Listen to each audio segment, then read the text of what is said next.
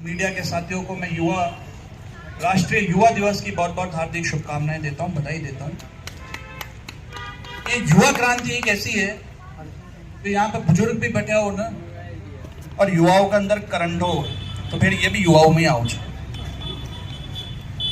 नेता नांगला ने देख लिया था 80 पर फूक गया, 90 पर फूक गया, पर आज भी कुर्सी न पकड़ रहे, वो भी युवा ही में ही आ रहे थे, वो भी आज की तारीख। तो सभी को बहुत बहुत राष्ट्रीय दिवस की बहुत बहुत हार्दिक शुभकामनाएं, राष्ट्रीय युवा दिवस की बहुत बहुत हार्दिक शुभकामनाएं, बधाई। साथियों,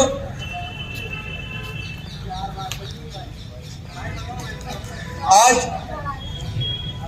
इस अस्पताल में आप सभी के उचित स्वास्थ्य के एक संकल्प को लेकर, प्राथमिकता से आपके स्वास्थ्य को लेकर आज ये कार्यक्रम आयोजित करने की नौबत पड़ी है। उस संकल्प के साथ आज ये युवा आक्रोश प्रदर्शन के नाम से आज ये कार्यक्रम किया गया है।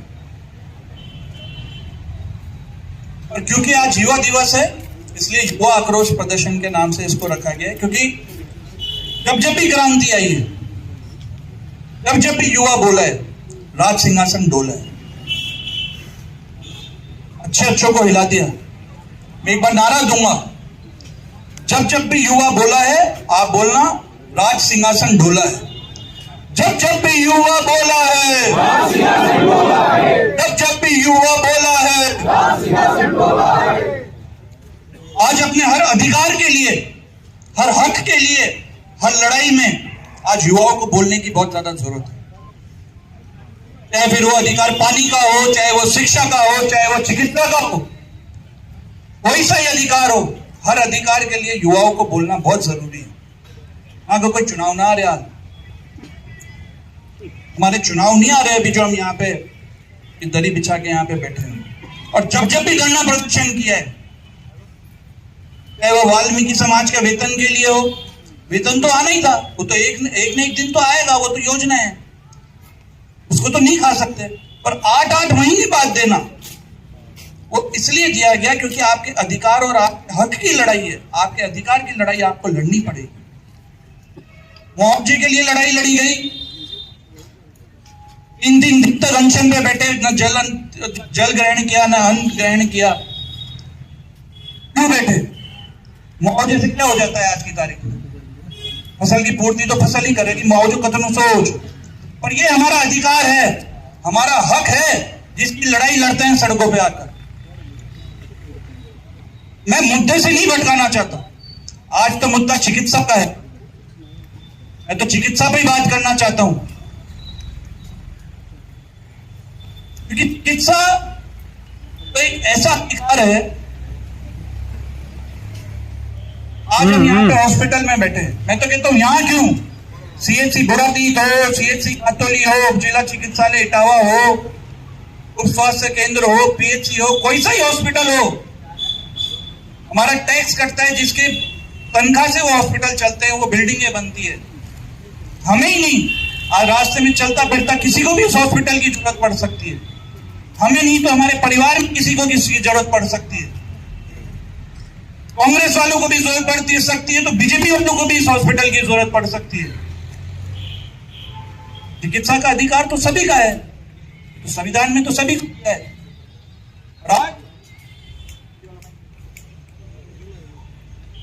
और आज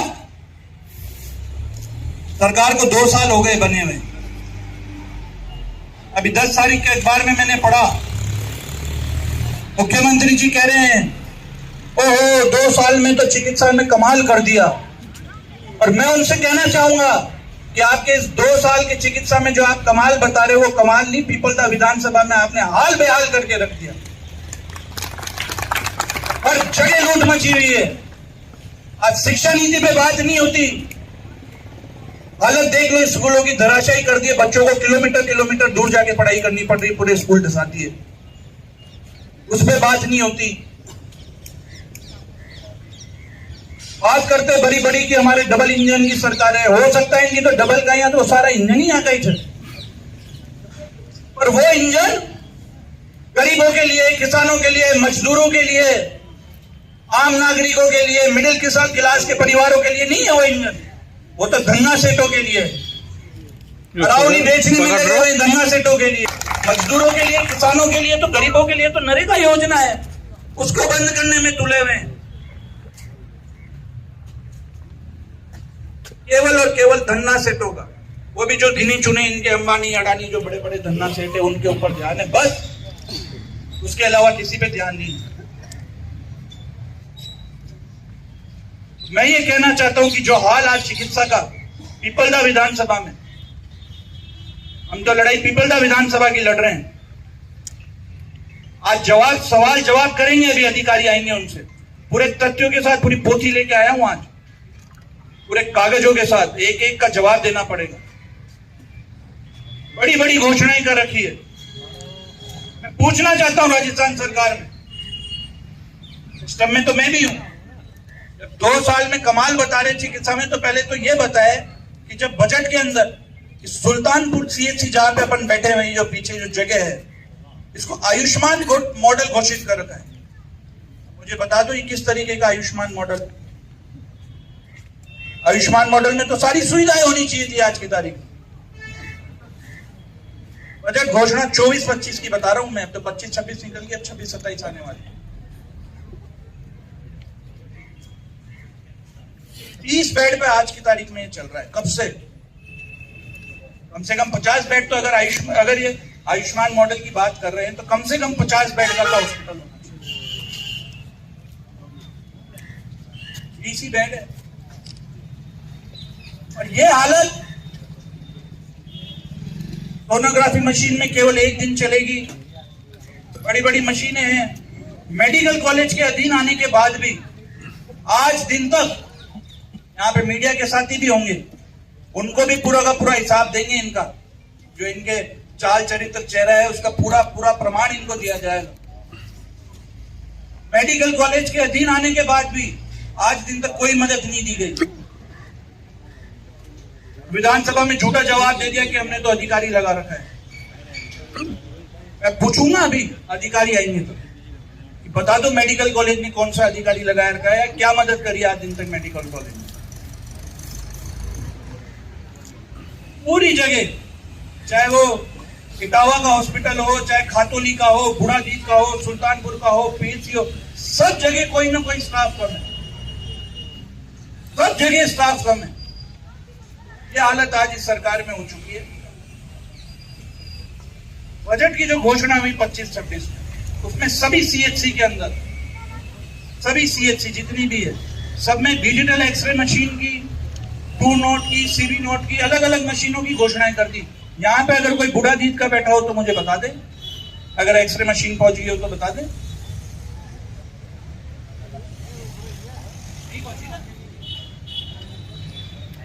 घोषणा है, क्यों नहीं पहुंची?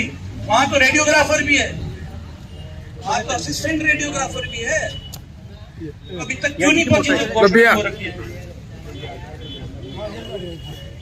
अभी पूछेंगे। और ये जो सुल्तानपुर सीएचसी है, इसमें तो ब्लॉक पब्लिक हेल्थ यूनिट की घोषणा हो रखी है। कम से भी कम 120 से ज्यादा जांचें यहाँ पे होनी चाहिए आज की तारीख में, अगर उस पर काम हो जाए। कितनी पीपीएचयू के तहत अगर उसकी जब घोषणा हो चुकी है, उस पर काम हो, तो यहाँ पे कम से भी कम 120 जांचें तो यहाँ पे होनी चाहिए, जिसका फायदा लोगों को मिलना चाहिए। आज की तारीख में 20 भी नहीं हो रही। ये स्थिति यहाँ की हो चुकी है। इटावा में आप देख लो, जिला में ट्रोमा हो चुका है। ट्रोमा सेंटर की हालत बता दो मेरे को, क्या कर रखी है आज की तारीख में? वो ट्रोमा सेंटर का विकास भी हॉस्पिटल की बात करते करते हो कि कोमा में ही चला गया जाना, उसका पता ही नहीं है कब बन के इस तरीके से चलेगा तो कब बन के कंप्लीट होगा। एसएमएस हॉस्पिटल जयपुर के अंदर आग लगी, आग लग गई, आग लगने के बाद मरीज मर गए। करते क्या है, कितने से लाख रुपए दे के अपना पलड़ा झाड़ देते हैं, थोड़ा बहुत मुआवजा दे देते हैं और जय राम जी की हो गई। हम तो एडवांस चल रहे हैं, हम तो एडवांस चल रहे हैं। मैंने प्रश्न लगाया विधानसभा के अंदर, सुल्तानपुर सीएचसी के अंदर 2010 में वाइडिंग चेंज हुई थी, पूरी हॉस्पिटल की वाइडिंग चेंज हुई थी 2010 में। उसके बाद तो कितनी मशीन आ गई, सीबीसी मशीन आ गई, एक्सरे मशीन आ गई, कोरोना में प्लांटेशन आ गया, कतनो लोड बढ़ रही होगा। यहाँ पे अगर आग लागी तो क्या होगी? मंत्री ने जवाब दिया, घोषणा करी विधानसभा के अंदर कि 3 महीने के अंदर वायरिंग चेंज होगी। उसका भी आज दिन तक पता नहीं, वो भी कोमा में गया। ये हाल तो उस चीज के है जिसकी मंत्री सदन के अंदर घोषणा किया हुआ है। वो सदन तो पवित्र सदन है, उसका भी जवाब आज यहाँ पे लेंगे। अभी जब मैं भाषण सुन रहा था, ये तो आप लोगों का विधायक थोड़ा पढ़ा लिखा है, इस वजह से गहराई में जड़ों में जाके मैंने पकड़ भी लिया कि 108 एम्बुलेंस जो पीएचसी बड़ौद में थी वो कहाँ गायब हो गई एकदम से। ये तो अगर बारीकी से देखो नहीं, इनके कागज निकालो नहीं, तो ये तो मीठी गोलियां यूं ही दे दे। तो गलती ही नहीं माने अपनी, ये तो आज बोलने के लायक छोड़ा नहीं है तुमने इनको। और बात एम्बुलेंस की नहीं है, बात एम्बुलेंस की नहीं है, बात हमारे अधिकार की है, हमारे हक की है। हीरालाल जी ने अगर एम्बुलेंस की मांग करी है, उसको दिगोद भेजा गया है, वो हमारी है, हमारा अधिकार है, हमारा हक है। हीरालाल जी मंगाए अपने सांगोद विधानसभा में, 10 मंगाए, 20 मंगाए, जितनी एम्बुलेंस मंगाए, हमारे उससे मतलब नहीं है। और जो हमारी एम्बुलेंस है वो तो हम लेके ही रहेंगे किसी भी हालत में। क्यों? क्योंकि वो हमारा हक उस पर बनता है, हमारा अधिकार उस पर बनता है। वही हक, वही अधिकार है जिसके लिए मैं आपको चेताना चाहता हूँ कि इसमें तो कांग्रेस का भी अधिकार बनता है, बीजेपी का भी अधिकार बनता है। और मानसिकता के ऊपर है, किसी की कैसी मानसिकता है। साथियों, आपकी हर एक लड़ाई के लिए आज की हालत मैंने आपको बता दी। अभी मंजूर भाई बहुत अच्छी बात बोल रहे थे, यहाँ से उठा के एम्बुलेंस बाहर भेज रहे। बजट में तो घोषणाएं कर दी कितनी, 2 साल का चिकित्सा में कमाल बता दिया, पर जब बजट घोषणाएं की पालना नहीं हो रही, आप कुछ दे नहीं रहे, देने के अलावा जो यहाँ पे है उसको भी ले लेके बाहर ले जा रहे हो दूसरी विधानसभाओं में। 5-5 डॉक्टरों को डेपुटेशन पे बाहर भेज दिया विधानसभा के, वहां पे सेवाएं दे रहे हैं, एम्बुलेंस बाहर भेज दी। ये तो वो जो हमें पता है, इसके अलावा बहुत सारी चीजें तो अंडर टेबल होती है, कागज ही नहीं मिलता है उसका। पर मानसिकता तो इनकी समझ में आ जाती है, क्या इनकी मानसिकता है। इसके लिए लड़ना बहुत जरूरी है सब। अगर हम सोचे कि यहाँ सीधी उंगली से घी निकलेगा, नहीं सोच सकते, आंगड़ी तो टेढ़ी ही करनी पड़ेगी। तो ये हालत आज यहाँ की हो चुकी है। अतिरिक्त देना तो दूर, जो यहाँ का है उसको भी यहाँ से ले जाया जा रहा है। बहुत सारी मांगे हैं। अगर ये बात करते 2 साल कमाल, तो ऐसे ऐसे हॉस्पिटल है, आप भ्रष्टाचार देखो,